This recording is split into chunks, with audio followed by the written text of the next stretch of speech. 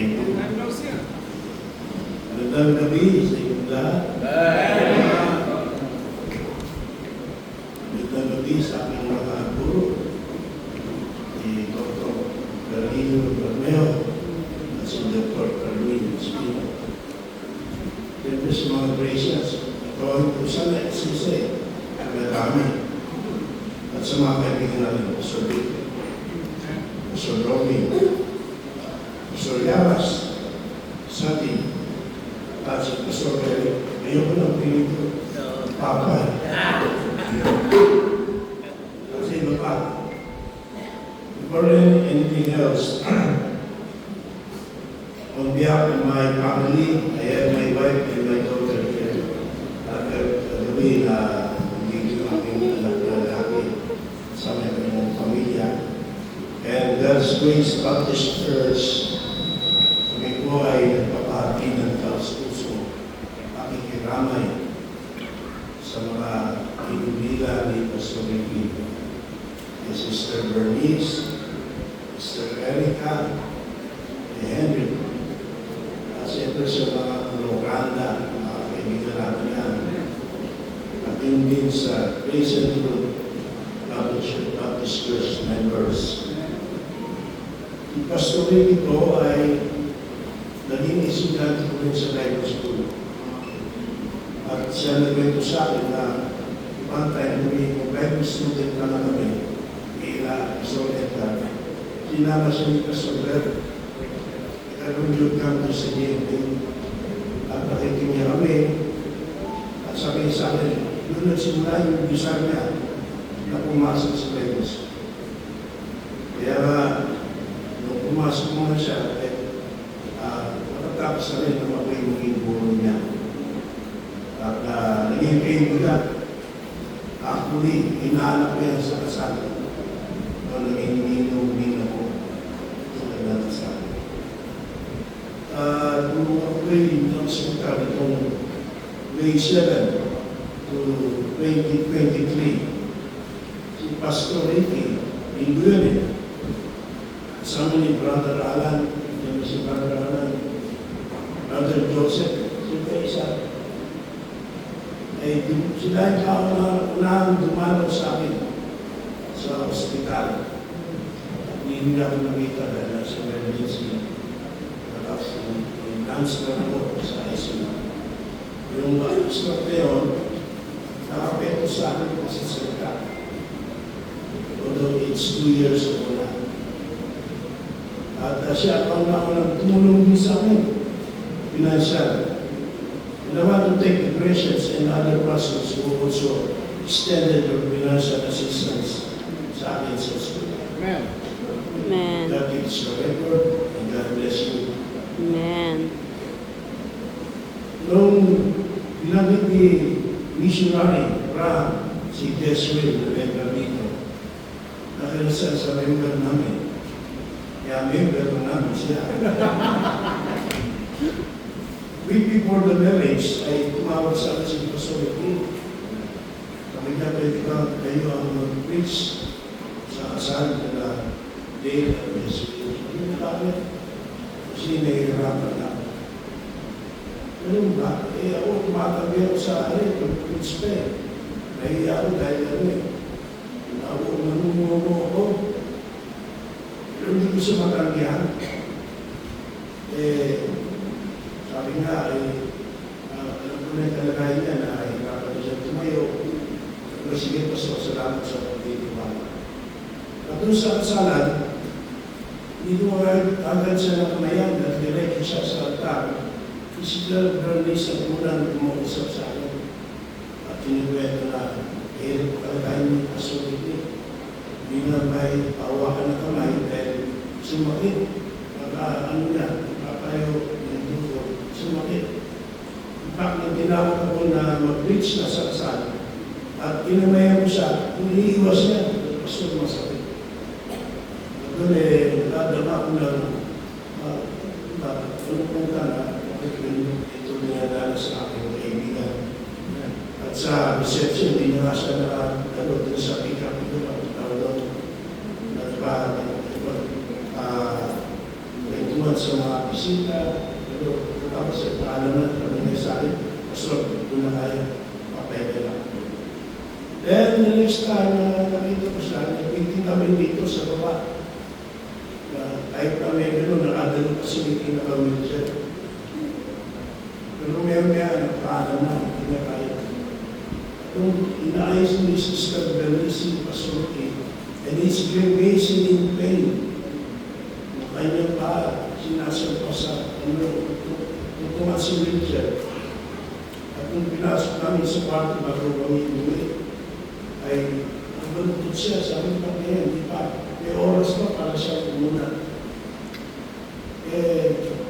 Pinag-pray ko na ako sa Pasoki, Lord, bigyan ka ng mahabang buhay sa Pasoki. At wala nang paghihirap na ibigay sa kanya. Hindi mo tayo service eh. Gusto natin mabuhay ang tao, pero mahal natin, pero maghihirap naman. Kaya gano'n namin panalangin. At yung huling message ni Sister Bernice sa akin, hospital visit sa Olivi, at humingi nga ako ng tulong sa LPD, sa Christians, at nakuli pa ako sa doon. Pero ulit, sabi na, emergency, this time, pinagsulat sa kanyang puso at sa kanyang hindi. And then, si Sister Bernice, naging ka-text ko yan, sinabi na, hindi na unconscious na si Pastor Ricky. Nakahuli, wala na to si Pastor Ricky. Totoo naman wala na siya. Hindi na si Ricky ang nandiyan. Nasa piling na siya ng Panginoon. No? Kaya yung gusto nyo alalahan si Ricky, yan alalahan ko. Poging. Kapag hindi pinagdaanan ng mayang katuwaan. Paalala ko nung araw sa pag sila, Mrs. Lumba, inahatid namin sa airport. Yan mga babae, si Jesus at Puri, nag-iiyakan yan. Kasi si Mrs. Lumba, pinupwede niya, may bacteria siya sa puso, o hindi na makabalik.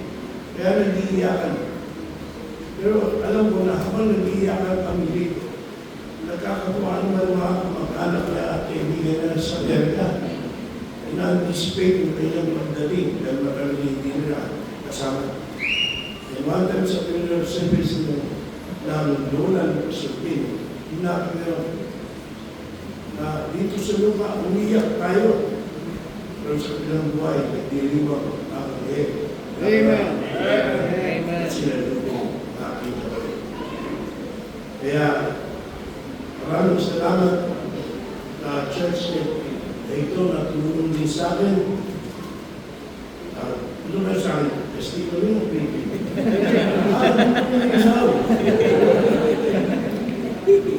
Mari yung bagong samahan, tumayo.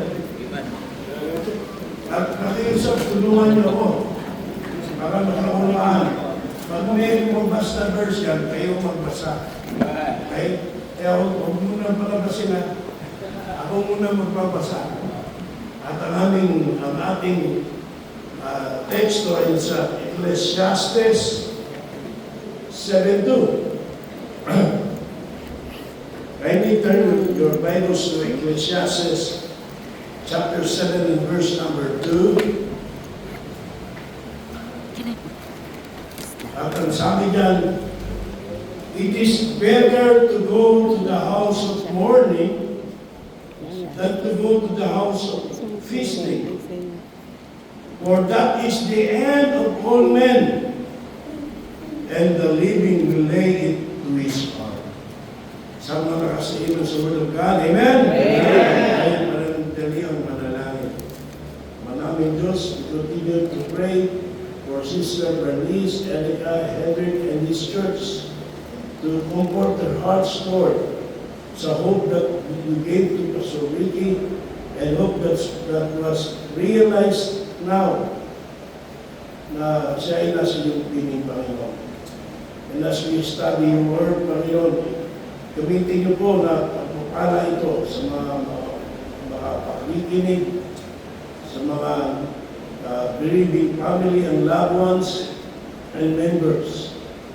Nawa sa tayo ay lumilino sa ikatatatag namin sa pagsubok na ito na dumating sa aming buhay at ikauunawa namin sa inyong mabuting layunin.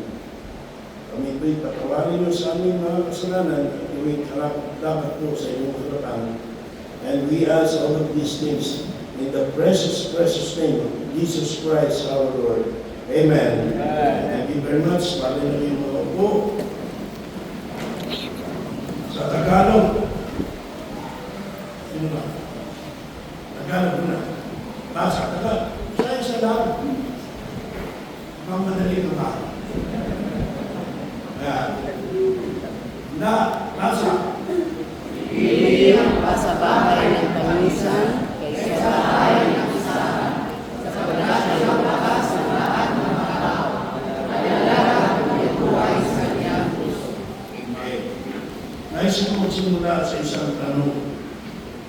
Mga kapatid, kailan nyo huling inisip ang inyong sariling kamatayan? Kailan? Ang katotohanan, ang kamatayan ay isang bagay na madalas natin iniiwasan. Kaya naibigay yung pamahiin. Pero wala rin susunod. Walang mamamatay. Pero huwag kang maliligo, bawal maraming bawal. Bawal magwalis. Dahil sa iniiwasan ng kamatayan. Pero kamatayan ay isang bagay na hindi maiiwasan ni man. Dito sa aklat ng Ecclesiastes, pinakita sa atin ni Haring Solomon ang isang aral na tila taliwas sa ating mga nakagawian. Sabi nga rito, maigi, mas maganda, mas mabuti ang pasabay ng tangisan kaysa bahay ng pistahan. Maigi. Ano kaya ang ibig sabihin ng talatang ito para sa atin sa ngayon? Ano ba ang mensahe ng Diyos sa atin sa talatang ito? Ano ang ibig sabihin nito sa ating buhay? Mga kapatid, ang talatang ito ay nag-aanyaya sa atin na magmilay tungkol sa ating buhay at kamatayan. Tinatawag tayo ni Solomon na makita ang buhay hindi lamang sa pamamagitan ng kasiyahan, kundi sa pamamagitan ng isang malalim na pagbubulay. Kaya sa gabi ito, samahan ninyo ko upang magnilayan ang kahulugan ng talatang ito at kung paano natin ay i-apply sa ating pang-araw-araw na buhay. Ito ang ating tatalakayin. Una, ang pagpunta sa bahay ng tangisan. Look at the verse 9 to the house of mourning. No? Sa Tagalog, bahay tangisan. Ito'y tumutubay sa mga lugar saan kayo'y nakakaranas ng kalungkutan tulad ng funeral service niyo at bibing bukas at mga panahon ng pagluluksa ng pangsyan. Sinabi ko, maraming kinakali ka. Ngayon, hindi tayo madadamay yung masyadong sakit, yung pagkanaw, yung kasuliti. Dahil maraming tao. Nakakapagod nga kayo, maraming iasa kasuliti. Maraming nakikilamay. Wala namang nakikilamay yan. Wala naman nakikilamay dito, wala naman sinalan. Pero pag wala na, mag-isa ka na sensitive. Hindi mo may iwasan ka ng punta. Aalalahanin mo. Yung mahabang panahon na kasama mo yung tao, ang Diyos aalalahanin mo. Yung mahabang tao na kayo pinagpipingan para sa puno ng iyong pasto. Ito tinatawag na lugar ng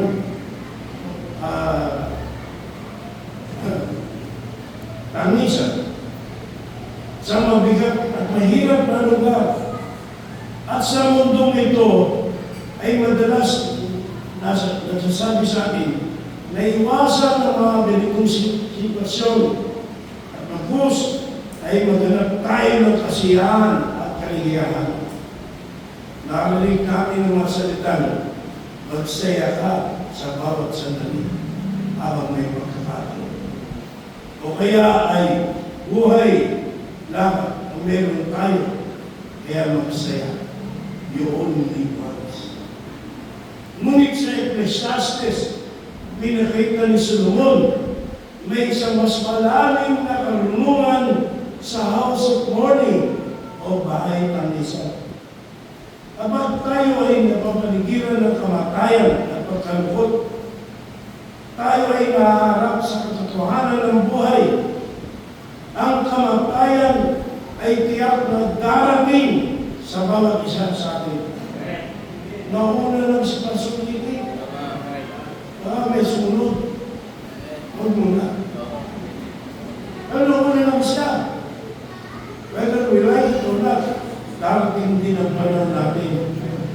Kaya nga sabi sa teksto nila, it is the end of all men. Siyang wakas ng lahat ng mga tao. Death does not discriminate. It comes for the young and old alike, for the rich and poor. At sa iba't ibang klase ng reliyon, meron ang tao. Ito ay darating sa lahat at walang makakaiwas dito. Noong July 9, 2025, ang aking tiya ay namatay ng 80 years old. Labas-masok na sa ospital. Simula na siya ipa-COVID noong year 2022.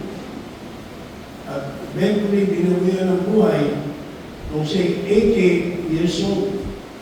Noong August 1, kailan lang ang pamangkin ng aking kapatid, asawa pala, pamangkin ng aking asawa, na nagtatrabaho sa Dubai, ay binawian din ng buhay. Pagkatapos ng isang taon, babalik-balik din sa ospital. As 32 years old lang. Batang-bata. At ito si Pastor Ricky. Binawayan ng buhay at age of 27 lang. Sabi ko, ilang taon pa si Pastor Ricky? Kasi si Pastor Ricky, 55 nung mamatay. Tatay mo 55, 58. Alam ko, ganun din ako, mamamatay na ako. Hindi pa. Pero kay Pastor Ricky, 57. Kung tutusin, bata pa rin. Marami nito, mas matanda sa kanya. Tawag yan, overstaying, di ba? Pero ano tinuturo sa atin yan? Bata o matanda, pwedeng mamatay. May sakit o wala, pwedeng mamatay. There is does not discriminate. May cemetery ng Katoliko. Sa Amerika, sa ibang simbahan, ang cemetery na sa ibang church. Sabi parang sa church na napunta ko, some of the members I very crying. Some of the members ay very laughing. Alam niyo yung sabihin nun? Baptist cemetery, Chinese cemetery. Hindi porket Baptist ka, hindi ka na mamamatay. Lahat ng reliyon, ano man ang reliyon ng tao, ang kamatayan ay tuturin. At sa cemetery, pagpunta natin, may malaking lapida, malaking puntod, may maliit na puntod, may matabang puntod, may kayang na puntod. Yung ibig sabihin, dapat, kaya, at ano ba, magkara kayo ng libingan, iba private ng diwa. Nakalagay, honorable mayayaman ba? Honorable, pero sa mahirap, trabaho, mapulkul, dapya, meron na. Ano ibig sabihin? Yan ang patutuo sa atin. Kung masahanap ulit tayo sa katotohanan na ang kamatayan ay walang pinipili di naman. Ano man ang iyong puntod, ano man ang iyong profesyon, yaman man o mahirap, iba't ibang reliyon. Pero magpapaka sa pinag-aaralan, pero wala. Pero lahat ay namamatay. Sa mga yan ang sabi ng Biblia, it is appointed unto men once to die, but after that is the judgment. At kung paano itinakda sa mga tao ang mamatay na minsan at pagkatapos ito ay magulong. James 1:4-14 ay basa ulit. Basa. Whereas you know not what shall be on the morrow, or what is your life, it is even a vapor that appeareth for a little time, and then vanisheth away. So, ang buhay natin ay gaya ng isang singaw, usok lamang. Na pagdakay sa sandaling panahon ay lumilitaw at pagdakay na mapakot. Again, ang kamatayan ay isang katotohanan na hindi natin maiiwasan. Isang paalaala na ang ating buhay dito sa mundo ay panandalian lamang. Ngunit sa halip na magdulot ng kalungkutan at takot, ang kamatayan ay dapat magtulak sa atin upang magmuni-muni at mag-isip ng malalim tungkol sa ating buhay. Kung ano ang tunay na layunin, bakit tayo nabubuhay sa mundo nito? At ang house of mourning o bahay tangisan ay isang lugar kung saan tayo ay pinipilit mag-isip tungkol sa ating buhay, tungkol sa ating relasyon. Alam niyo ba ang pangit ng ugali natin mga Pilipino? Habang buhay ang tao, kakalimutan natin yung pagbulihan. I-appreciate. Kung tayo may kasalanan, nakakalimutan natin humingi ng sorry. Pero pagpatay na, ulan na lang, gawin namin santo. Lahat ng papuli, lahat ng na mas maganda sana kung pinarinig natin habang buhay. Kasi bakit lahat ng ating sinasabi, hindi na naririnig pa ang pasulili. Although I know this church, they love their pastor very much. Naalala ko kayo ni Ricky, nung siya po ay di pa Bible student, at nagtutok ng tutok ng sigarilyo. Mahirap ako na yung buhay. Natinda siya ng sigarilyo. From Dasmariñas, binabaha siya sa Baclaran. At sa Baclaran, maraming karibal. Anong ginawa? Binugbugdog siya. Kasi teritoryo ng mga taga-Baclaran mo. Yun ang kanyang buhay. At maraming istorya ng pastor. Pwedeng bulutan ng aral. Nanang sinuko ang buhay sa Panginoon. Nakita ko naman ang pagpapaalala ng Diyos sa kanya. Salamat, Church, na hindi nyo pinabayaan ang iyong pastor. Salamat na inyong pinadama ang pagmamahal sa kanya habang siya'y way pa. So the house of mourning ay isang lugar kung saan tayo ay pinipilit mag-isip tungkol sa ating buhay, ating relasyon, lalo-lalo na ang ating pananampalataya. Sa lugar na ito, tayo hindi kaya tatanungin ang ating sarili. Ano nga ba ang tunay na layunin ng buhay? Bakit tayo nabubuhay? So, sa parte ng ating teksto, yan ang ating unang bigyang pansin at sila nito. Ang pagpunta sa bahay tangisan. Ipagpatuloy natin Ecclesiastes 7:2. At bigyan pansin natin ang nakasadya na pagtakas mula sa bahay ng listahan. It is better to go to the house of mourning than to go to the house of feasting. Sa Tagalog, basa. Ulit.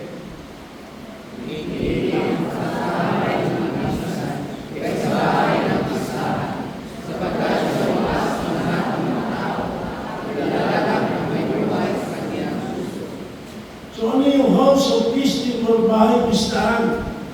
Tumutukoy ito kung saan ang kasiyahan, pagdiriwang, at kasayahan ang nangingibabaw.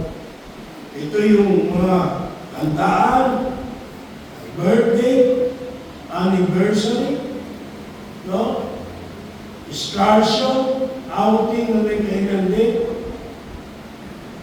Mga pagtitipong kung saan ang layunin ay magsaya at magpasaya.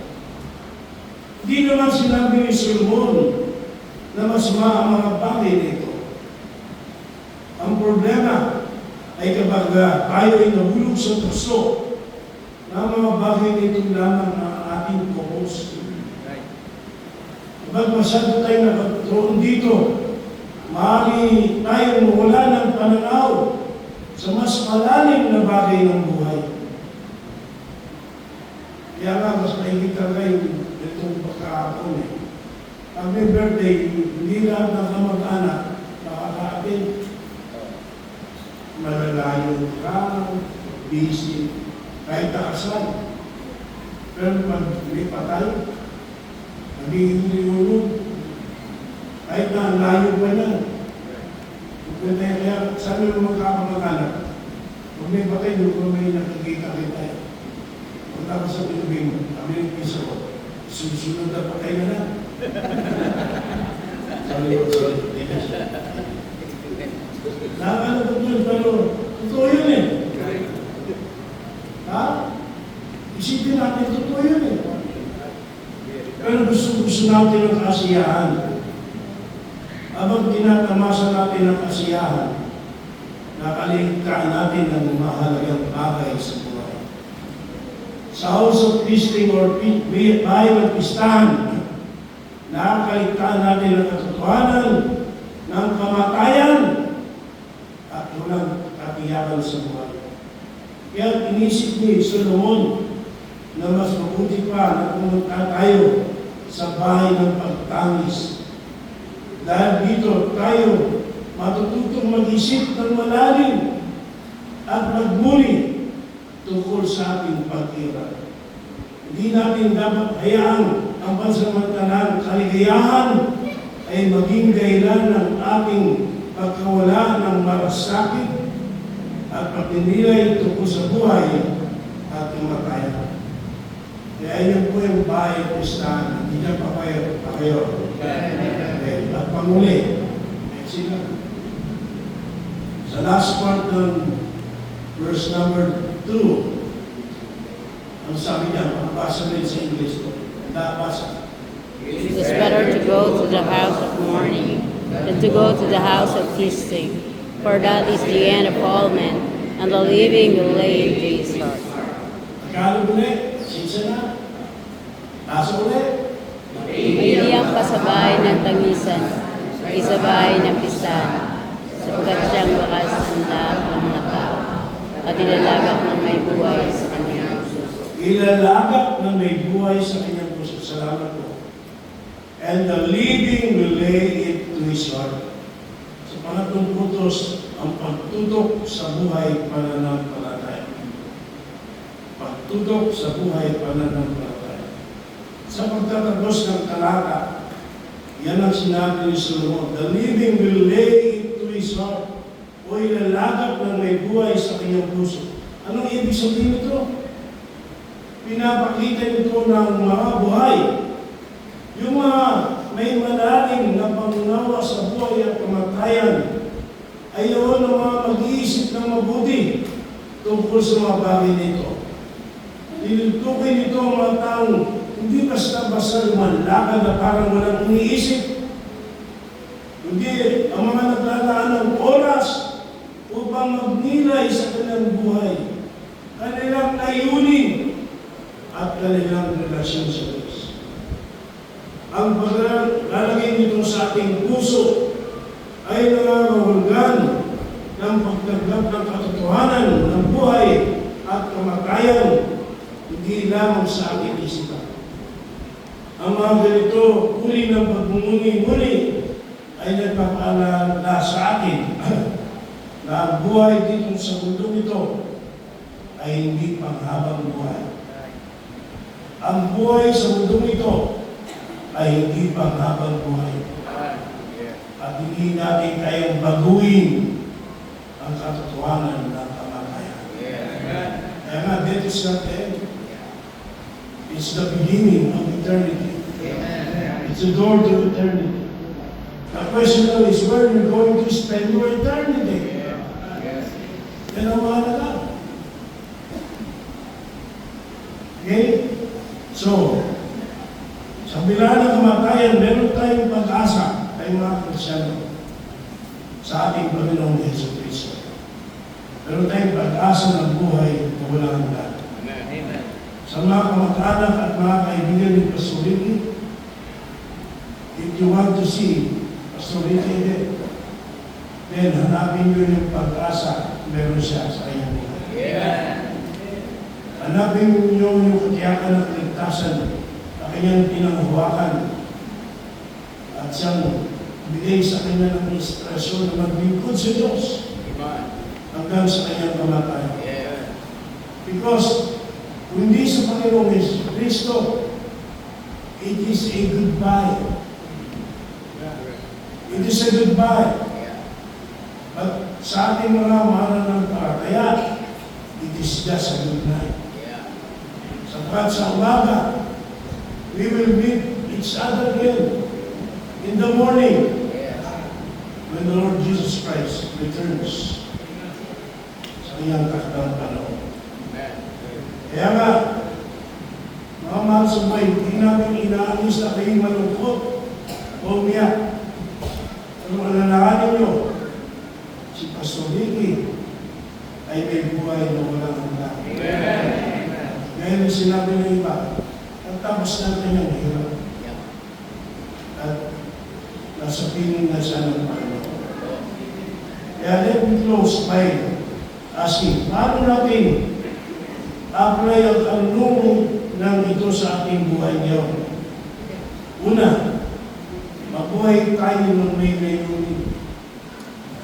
Sa isang mundo laging nagtatagi ng kasiyahan, tayo ay tinatawagan na mabuhay ng may layunin. Hindi lang ang magsaya sa bawat sandali. Hindi mag-isip kung ano ang magagawa mo para sa Panginoon, para sa iyong kapwa. At paano natin ito may isa sa katuparan ayon sa kalooban ng Diyos. Mag-isip tayo, ano ang layunin natin? Kaya kasasakan, ano ang layunin mo? Si Pastor Ricky, so matagal na ba doon natuklasan niya ang layunin ng Diyos sa kanyang buhay?